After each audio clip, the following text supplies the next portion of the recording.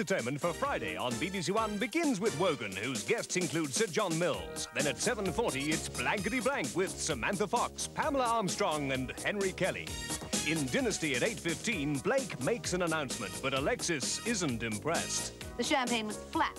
Caviar was mushy, and some of the company put it bluntly, very, very dull. At 9:30, Rockcliffe's Babies is anything but dull. I'm arresting you for burglary. What the hell do you think you're doing? I'm nicking him. That's what I'm doing. At 10:25, John Mills, 80 years on, celebrating the 80th birthday of a great British actor. And with John Mills in morning departure at 11:15, this is Friday Evening on One. In Spotlight, which starts in about half an hour's time, are we really a nation of animal lovers? Figures out today show that the RSPCA is stretched to the limit.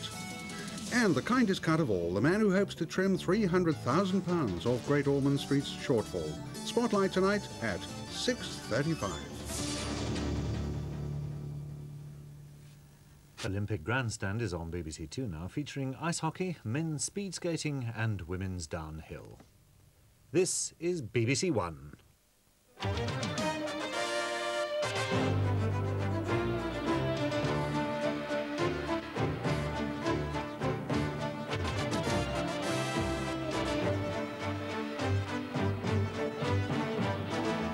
The 6 o'clock news from the BBC with Sue Lawley and Andrew Harvey.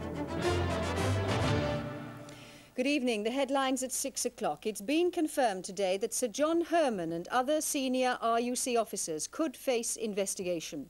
The Northern Ireland Police Authority is considering whether Sir John or any of his assistants committed disciplinary offences in the so-called shoot-to-kill controversy.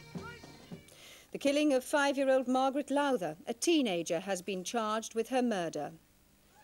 The West Bank today, how Israeli troops handled a protest by Palestinian women. Also tonight, the strike at Land Rover and why the companies say it could threaten their revival.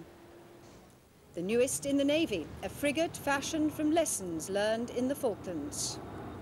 And the truth about Eddie, fame isn't necessarily followed by fortune. The saga of John Stalker and the alleged shoot-to-kill policy in the Royal Ulster Constabulary took yet another turn today. It now seems that the 13 chief officers of the RUC, and that includes the Chief Constable, Sir John Herman, are coming under scrutiny themselves. The Northern Ireland Police Authority is to consider if Sir John or any of his assistant chief constables have committed disciplinary offences. The question is, did any of them break police rules in connection with the shootings of 5 terrorists and a 6th man, or during the subsequent inquiry? If there is a case to answer, then yet another senior policeman from another force would be appointed to investigate. Sir Eldon Griffiths MP, the parliamentary advisor to the Police Federation, said today there was a case for changes at the top of the RUC. But that did not mean that Sir John Herman's head should be delivered up on a plate in response to criticism from John Stalker.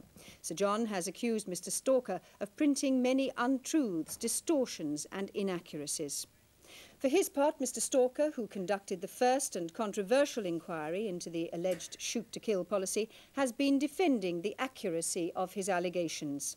Everything in my book is accurate, he said today. Of course it is. Since the political and diplomatic waves broke after the Stalker revelations, Sir John Herman has become more isolated and beleaguered at the head of a police force whose integrity is under attack. The Chief Constable has contended through written statements rather than interviews that the allegations surrounding the shoot-to-kill inquiry are untrue or distorted. Mr Stalker, he says, was not impeded during his investigation. Sir John has been a policeman for 37 years. He was recognised as a high flyer early in his career and 8 years ago reached the top of the force. Now, the 15 members of the Northern Ireland Police Authority are to decide whether a breach of discipline, as they put it, has been committed by Sir John or any of his 12 most senior assistants. If the authority finds that a senior officer has a case to answer, then under the regulations, another Chief Constable from the mainland will be brought in to carry out an investigation. If we are ever going to get the house in order, then the people who are ultimately responsible for the direction and leadership of the RUC must remove themselves so that someone can be put into position who will properly do the job. The Chief Constable of the RUC has loyally upheld the reputation of every member of his force